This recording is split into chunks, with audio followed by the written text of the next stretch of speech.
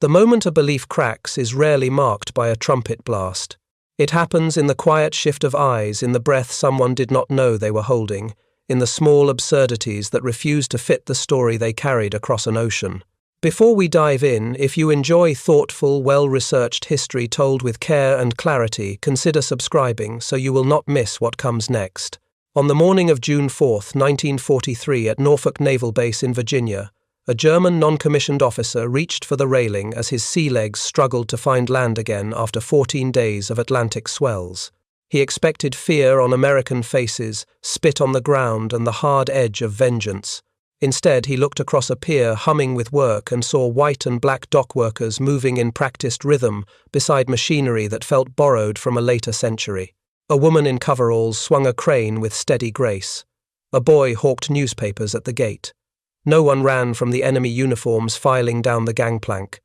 On that pier, 3 years of propaganda loosened their grip. The shock only deepened as the newcomers took in the scale a base sprawling over 4,300 acres, cranes loading and unloading so many ships at once that a single morning's work eclipsed a week in Hamburg.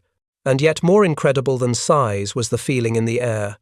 War did not smother the place into secrecy or terror. Civilians strolled within sight of warships. Vendors handed over coffee and sugared donuts. A brass band floated popular tunes for a war bond rally that seemed more festive than grim. 2,500 veterans of the Afrika Korps stood in formation on American soil, a fraction of the hundreds of thousands who would follow, but already part of a system that would test and overturn their certainties. The idea that a nation could prosecute a total war without adopting totalitarian habits was not a concept in a book. It was a smell of yeast and hot coffee, a snatch of saxophone, a policeman waving a car through with barely a glance at the prisoners. Processing began with what many of them privately called the first impossibility. Officers addressed them in fluent German and read out the rights guaranteed by the Geneva Convention, not as a ritual to be dismissed, but as rules to be honored. They asked about dietary needs. They listened. When Jewish American personnel distributed Red Cross parcels and calmly explained that kosher meals could be arranged for any Jewish prisoners, several men laughed nervously, sure the kindness was a cruel joke. It was not. The American military had anticipated the religious requirements of its enemies and built procedures to meet them. In the clinic, disbelief thickened into silence. Wounded Germans received the same penicillin that was still scarce in their own field hospitals. A Swiss inspector wrote that care for the prisoners equaled or exceeded the care offered to American soldiers, a sentence that for men reared on racial law and wartime hierarchy felt like a riddle. Black medics in integrated teams drew blood from German officers, adjusted bandages, and spoke to them with the unhurried competence of routine. In Germany, that contact would have been illegal. Here it was simply medicine doing its work. At mealtime, another boundary dissolved. The prisoners were led into the same mess hall where sailors were eating. Enemies at one end, Americans at the other. They shuffled through the same food lines and received the same quality of meals, while the sailors paid more attention to a radio broadcast of a baseball game than to the men who had tried to kill of them at sea. On a 3-day train journey into the interior, the United States unwrapped itself even further. The authorities did not hide the prisoners. There were no shadowed boxcars rattling along secret spurs, only passenger coaches with cushioned seats stopping at regular stations. At Union Station in Washington, hundreds of people saw families kissing their sons and husbands goodbye as they left for training camps. Children waved flags, teenagers shared milkshakes in the station diner, and the prisoners watched through glass that separated them less from danger than from familiarity. The trains rolled past industrial plants that by German logic should have been camouflaged or concealed. Instead, factory names loomed in proud letters. At an aircraft plant in Baltimore, the parking lot brimmed with workers' cars and lines of twin-engine bombers stood visible for anyone to count.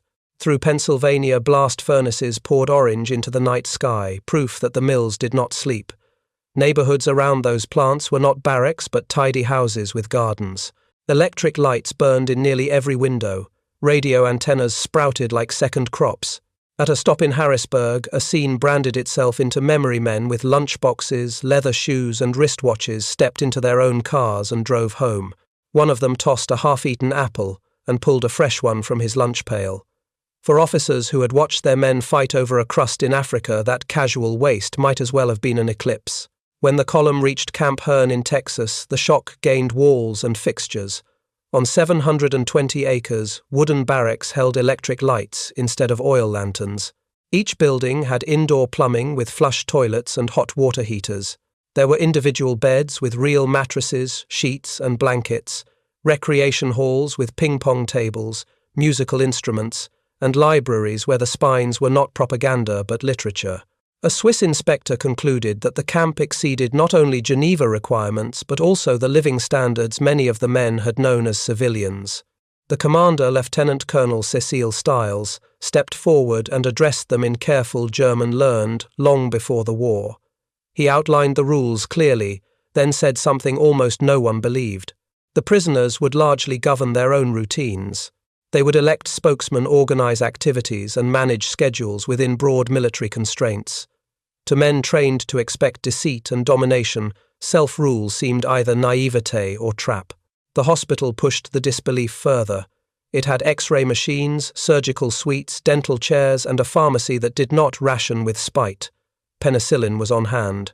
When a prisoner, later famous for remaining in America for decades, slipped into appendicitis, an army surgeon from Dallas took him to the operating room within hours, assisted by trained German orderlies, and the man recovered with a speed that in another army on another front might have saved a battalion. Then came the canteen, where men could buy cigarettes, chocolate, soap writing materials, even musical instruments and art supplies with script they earned from voluntary labor. The small act of choosing where to spend one's own earnings restored a dignity that conquest tries to permanently erase. Soon, policy shifted to meet labor shortages. The War Manpower Commission and the office responsible for prisoners authorized employment in agriculture and certain non-military industries at 80 cents per day in camp script, the same base pay as an American private. At the King Ranch near Kingsville, the scale of American agriculture swept away European yardsticks. The property covered more than 800,000 acres, and German prisoners found themselves working beside Mexican-American vaqueros and black ranch hands. Letters that passed through censors recorded ore at machines that replaced dozens of workers. Trucks, not horse-drawn wagons, swallowed distance. Small airplanes wheeled overhead to survey herds and spot strays. The foreman, Richard Kleberg Jr., treated the Germans less like enemies than like temporary hires who were expected to do a job and do it well. In cotton country, the tempo accelerated. At gins throughout Texas, one day's processing eclipsed a German mill's monthly throughput, yet speed and scale did not require cruelty. Workers took their breaks, ate full lunches, and tuned in radios while the plant kept rhythm. It was a lesson that productivity grows better in good soil than under the lash. On farms, the shock was not only mechanical but political. Germans heard farmers criticize President Roosevelt in broad daylight and tell inspectors exactly what they thought of federal allotments. No secret police came in the night. No one was punished for a heated sentence. Local papers in Hearn, Bryan, and Temple ran matter-of-fact stories about work details and ordinary encounters, putting the presence of enemy labor into the same column as church picnics and county fair news. In December, supervised shopping outings brought prisoners into the middle of American teenage life. They saw boys and girls together at soda fountains dancing to swing and jazz, the very music their ideology had branded degenerate. They noticed that even during wartime, the youth culture was not militarized into uniforms and marching songs. Women shattered another certainty.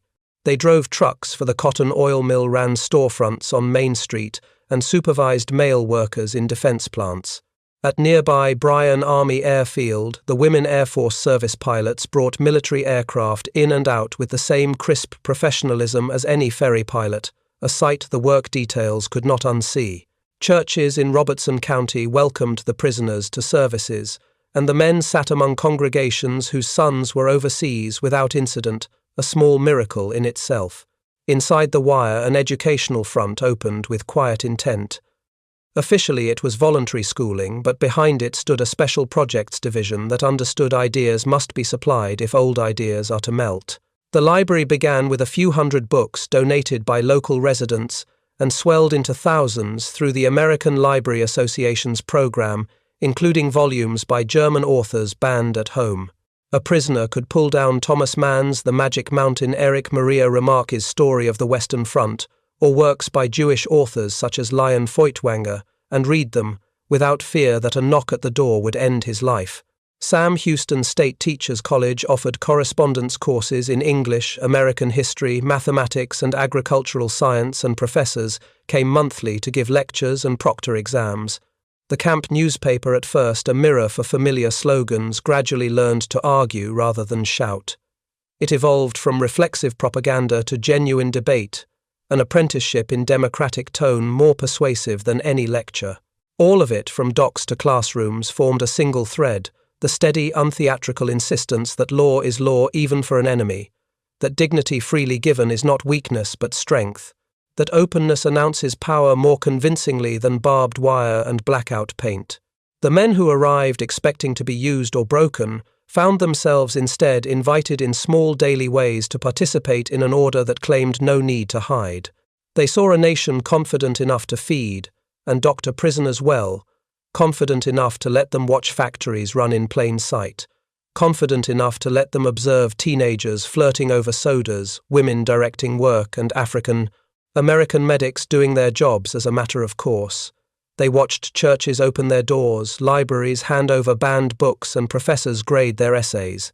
They learned that you can be strong without cruelty and efficient without fear.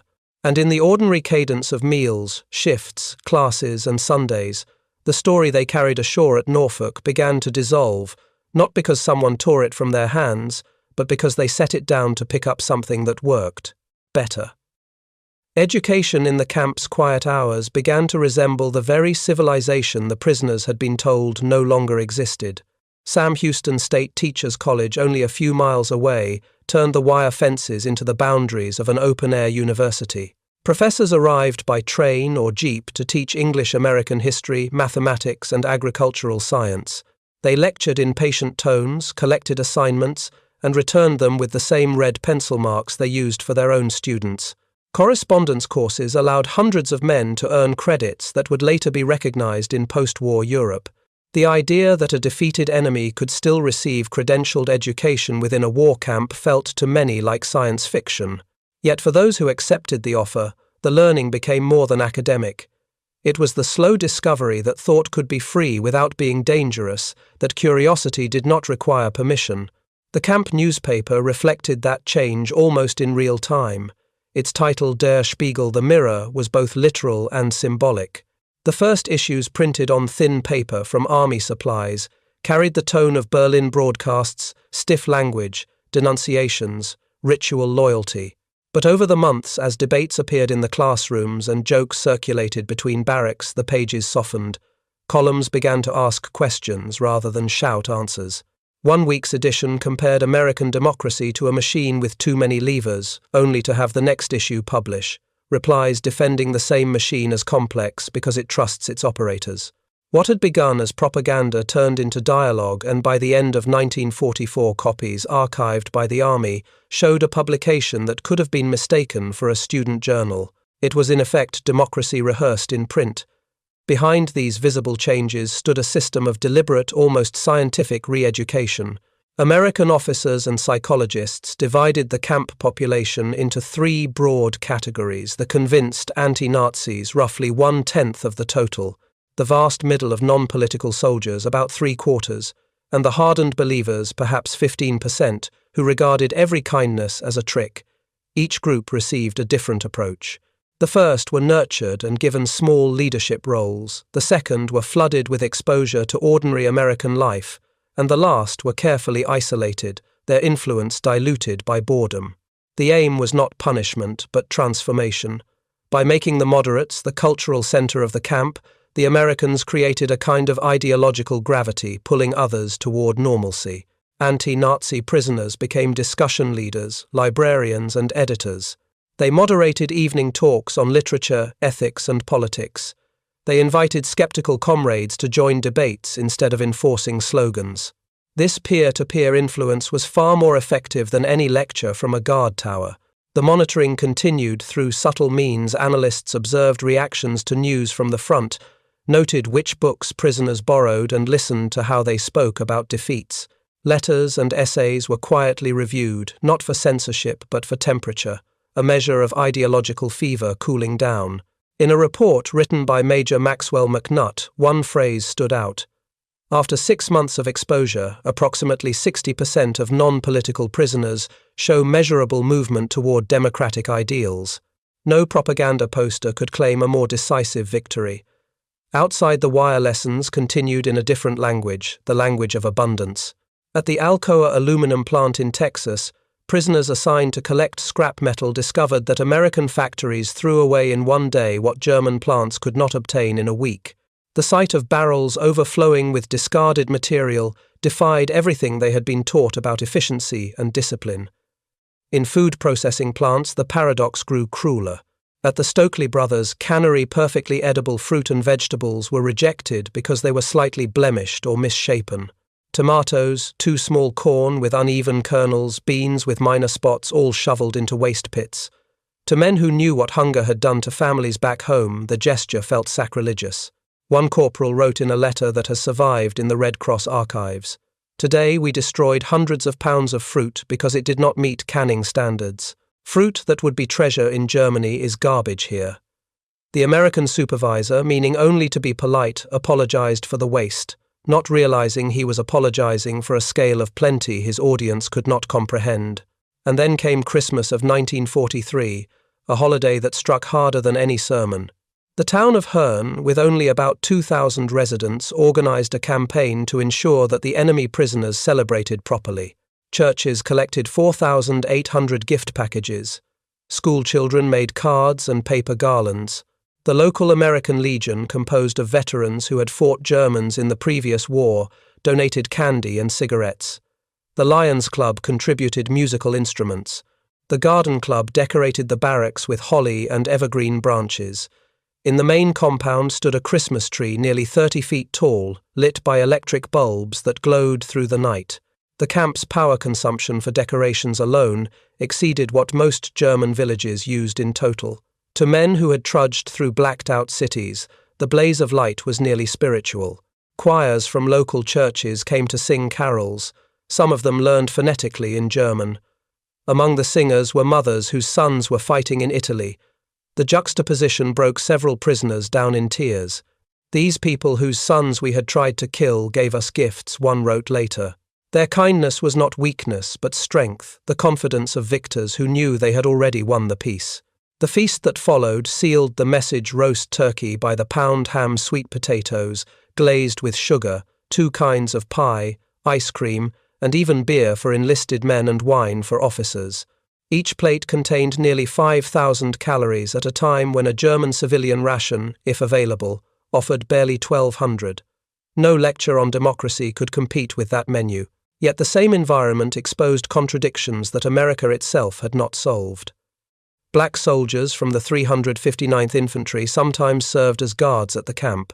The sight of German officers forced to take orders from black Americans upended Nazi racial dogma more thoroughly than any pamphlet. Some prisoners protested, requesting transfers. The requests were denied. Lieutenant Colonel Stiles wrote simply, "Objections noted and ignored." But the paradox deepened when those same German prisoners were allowed to enter restaurants and movie theaters in the town that refused service to their black guards. They could sit in main sections where African American citizens were barred. The contradiction stunned them to be treated better as an enemy than some Americans were treated by birth. On farms, however, where Mexican American and black laborers worked side by side with Germans, the hierarchy flipped again. In the cotton fields, the segregated theories of racial superiority collapsed under the sun. Black workers routinely outperformed their white counterparts, including the Germans. The efficiency of mixed crews when focused on tasks rather than skin color became its own political lesson, one that the prisoners carried long after the war. For some, the transformation crystallized into personal rebirths. Herman Butcher, the same soldier who had staggered down the gangplank at Norfolk, later described Christmas 1943 as the moment he stopped believing in conquest and started believing in civilization. After the war, he emigrated to the United States, became a citizen in 1958, and spent his life as an engineer at General Motors. Another man, Georg Gärtner, escaped from a camp in New Mexico in 1945, but instead of running home, he built a life in California under an assumed name. For 4 decades, he lived as an American husband, father, and tennis instructor, before surrendering voluntarily in the 1980s, by which time he had been American longer than he had ever been German. Reinhold Pale, another former officer, escaped not from oppression, but from curiosity. He lived quietly in Chicago for 7 years, married, surrendered of his own accord in 1953, and later became a citizen who sponsored other immigrants. Each of these lives testified that ideological conversion, once complete, was irreversible. Across the country, other camps became laboratories for rebuilding rather than revenge. Camp Alva in Oklahoma specialized in agricultural training on a 200-acre demonstration farm, where prisoners practiced crop rotation and soil conservation. Local farmers competed to hire their work crews, impressed by their skill. Camp Concordia in Kansas turned to art. German prisoners painted murals in public buildings and performed concerts for local audiences. Their orchestra's instruments had been donated by Kansas citizens. Some of those murals still hang in courthouses today. In the mountains of Colorado, Camp Trinidad endured winters of -20 degrees Fahrenheit, yet quartermaster records showed that prisoners received Arctic-grade clothing, insulated barracks, and increased rations of 4,000 calories per day, better by their own admission than German troops had received on the Eastern Front. Inspectors noted that even in the coldest conditions, morale remained high. Perhaps the most subversive education of all came not from books or classes, but from access to information itself. The camps provided newspapers that criticized the government, reported production failures, and printed letters from soldiers complaining about rations or leadership. To men raised under a regime where dissent was treason, the mere existence of such articles was staggering. Radios in recreation halls carried comedians like Bob Hope, who joked about generals, and journalists like Edward R. Murrow, who questioned military strategy live on air. The nation's argument with itself was not hidden from the enemy, it was broadcast. When the presidential election of 1944 arrived, the prisoners watched a sitting wartime leader face a serious challenger. Newspapers ran opposition editorials, cartoons mocked the president, and yet the country kept fighting without fracture. For minds trained to equate unity with silence, democracy's noisy resilience felt like sorcery. Neutral observers confirmed what the prisoners already sensed. The International Red Cross conducted regular inspections and consistently reported that American camps exceeded every article of the Geneva Convention. Food rations matched or surpassed those of American troops. Medical care was equivalent. Living space per man averaged 40 square feet, far above the required 27. There was one doctor for every 500 prisoners, twice the standard. Organized sports libraries and education went beyond the treaty's vague demand for adequate recreation. A Swiss inspector concluded bluntly, "Having visited camps in Canada, Britain, and Australia, I can state definitively that the American system provides superior conditions not only materially but philosophically. Prisoners are treated as temporarily displaced persons, not as enemies." That philosophy reached into the workshops and factories where prisoners labored. At the Lone Star Steel plant, where output in a single month surpassed the Ruhr Valley's annual production before the bombing, the secret was not just machinery, it was motivation. Workers competed for bonuses, suggested improvements, and took pride in seeing their steel turned into bombers. Production charts were displayed like sports scores. At rail yards in Texas, prisoners watched trains arrive and depart on the minute telegraph lines, humming with coordination, all orchestrated not by a central command but by a marketplace of private companies converging on a common goal. To German officers steeped in hierarchy, the sight was heresy, a war effort functioning without orders, a nation organized by consent instead of compulsion. By the time these men began their return to Europe, many carried home more than memories. They carried models. They had seen what voluntary cooperation could build, how education could heal, and how humor could coexist with seriousness. They had witnessed a society that punished itself openly and corrected mistakes without losing cohesion. In the crucible of war, they discovered a version of freedom that worked not because it was perfect, but because it allowed imperfection. And as ships crossed the Atlantic again, this time eastward, the lessons travelled with them, ready to be planted in the ruins that waited. On the factory floor, the final and perhaps most profound lesson unfolded under the steady rhythm of machines. At the Lone Star Steel plant, where German prisoners worked alongside American civilians, they saw the secret of the nation's astonishing productivity. It was not brute discipline, nor fear, nor rigid supervision. It was motivation. Every worker seemed invested, even proud. Bulletin boards posted production scores like the results of a sporting match. Charts tracked output by shift, and those who exceeded their targets were rewarded with small bonuses or public praise. Workers bought war bonds with their overtime pay, painted the names of bombers on steel plates destined for the front, and talked about efficiency as if it were a shared game. The Germans, trained to obey rather than innovate, realized that what drove American industry was not punishment but purpose. A culture that treated effort as a matter of pride, not coercion, had discovered a far more potent force multiplier than any whip or threat. That same orchestration echoed across the rail yards. At Smithville in Texas, German logistics officers assigned to load materials marveled at the choreography of American transport. Trains arrived and departed on minute, perfect schedules. Cranes and conveyors worked without interruption. Telegraph and telephone lines connected the entire system with astonishing precision. Yet there was no central command barking orders. The rhythm seemed spontaneous, guided by invisible coordination. The Germans compared notes and finally grasped what they were witnessing: capitalism itself functioning as command structure. Each private company, motivated by profit but disciplined by reliability, formed a node in a vast, self-organizing network. It was a war economy that needed no single will to enforce efficiency. To men who had been taught that only hierarchy could create order, the revelation was almost metaphysical. A free system, it seemed, could fight a total war more effectively than a regimented one.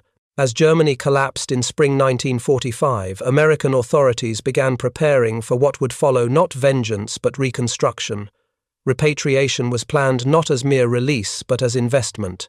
The War Department initiated a program that went beyond the secret recruitment of scientists under Operation Paperclip.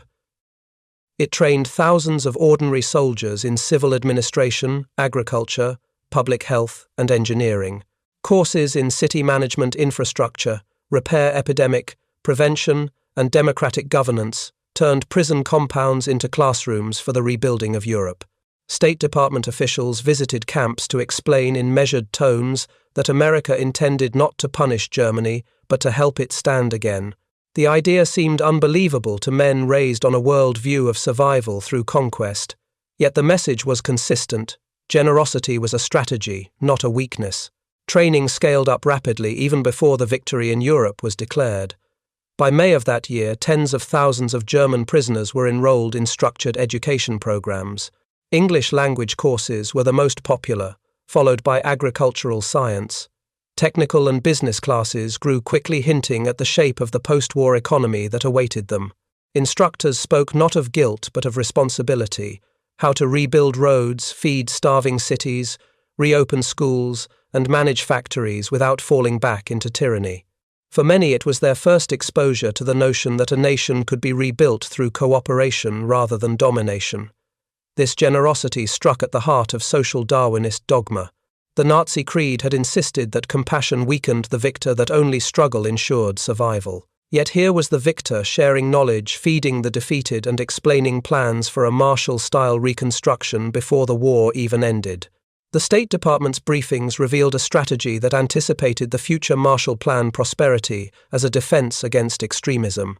In the stunned silence of camp lectures, many prisoners began to suspect that mercy might be more subversive than bombs. The statistics that followed proved how deeply the lesson had taken root. Out of more than 400,000 German prisoners held in the United States, fewer than 0.3% attempted escape. Only 54 men remained free longer than a month, numbers so small they barely registered in reports. Sabotage was practically non-existent. Nearly 9 out of 10 eligible prisoners volunteered for labor assignments. Participation, not compulsion, defined the camp economy. When surveyed after repatriation, nearly 3/4 expressed favorable views toward American democracy, More than 60% supported the idea of American aid to rebuild Germany. Over half favored a future alliance with the United States. These were not mere opinions, they were indicators of a civilization's slow reorientation. The transformation did not end at the docks. After the war, about 5,000 former prisoners immigrated legally to the United States. 92% became citizens within the first years of eligibility. Their record of employment, home ownership, and civic participation surpassed that of many native-born Americans. The pull of what they had seen, the order born from freedom, the prosperity born from generosity, proved irresistible. Those who returned to Germany carried with them the same seed of renewal. Within a decade, dozens of former prisoners sat in the Bundestag, Germany's new democratic parliament. Hundreds became mayors or city councillors in towns struggling to rebuild. Thousands worked in schools and agricultural programs, applying American methods of rotation and mechanization to the European countryside. Over 4,000 managed businesses, shaped by the principles of standardization, quality control, and worker participation they had witnessed across the ocean. One of them, Hans-Georg von Studnitz, would later tell an interviewer, "We returned from America with more than memories. We brought knowledge of how democracy functions, how free markets operate, how diverse peoples cooperate. We had seen the future, and we knew it worked. Even as the camps closed, the human bonds remained." The Hearn Heritage League in Texas kept archives of letters exchanged between townspeople and former prisoners for more than 4 decades. Each Christmas cards arrived from across the Atlantic, written in careful English or affectionate German. The last of those correspondents lived long enough to see the turn of the new millennium. When the final former prisoner passed away in 2001, the local newspaper published an obituary that read like a family remembrance. In 1984, on the 40th anniversary of D-Day 50, former prisoners returned to Hearn. They embraced guards who had once watched them through barbed wire. Together they laid wreaths at the American Legion Memorial. "We came as enemies believing in racial destiny," one of them said in his speech. "We left as friends understanding that democracy's chaos is its strength." The crowd applauded not because of the words' poetry, but because of their quiet truth. Historians later traced and documented this unlikely story with academic rigor. Arnold Kramer's Nazi Prisoners of War in America, Judith Gansberg's Stalag USA, Antonio Thompson's Men in German Uniform, and Ron Robbins' The Barbed Wire College all drew from archives, interviews, and government records. Their consensus was unanimous: the American prisoner of war system achieved the most successful re-education in modern history, not through indoctrination but through exposure. The camps became barbed wire colleges where the curriculum was lived reality. Freedom itself was the teacher. Every mundane detail, the freedom to speak without fear, the sight of a woman driving a truck, a black medic, working as a professional equal, a shop open late under bright electric light, accumulated into a slow but unstoppable collapse of totalitarian thinking. What no sermon could achieve, daily life, accomplished by example. The prisoners discovered that the true argument for democracy lay not in rhetoric, but in normalcy. Its imperfection was its strength, its variety, its coherence.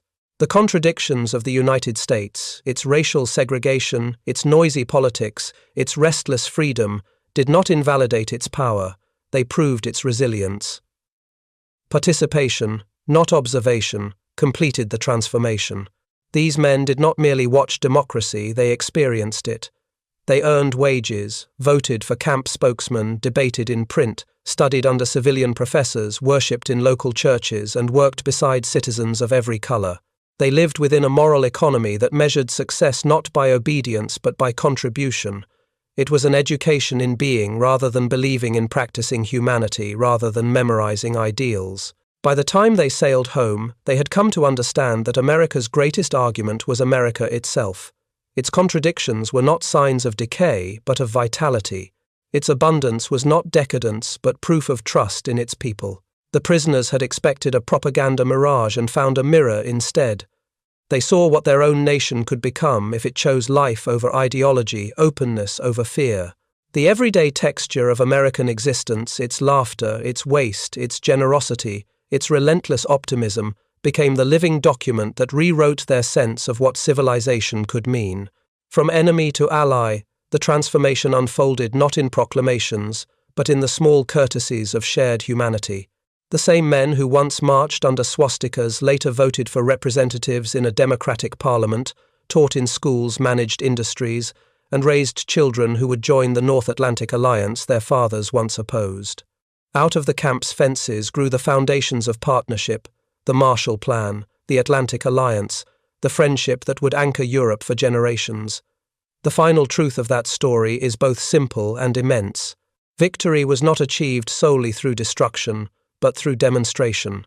The United States defeated Nazism not only with bombs and bullets, but with breakfast tables, classrooms, clinics, and factory floors that embodied a different vision of power.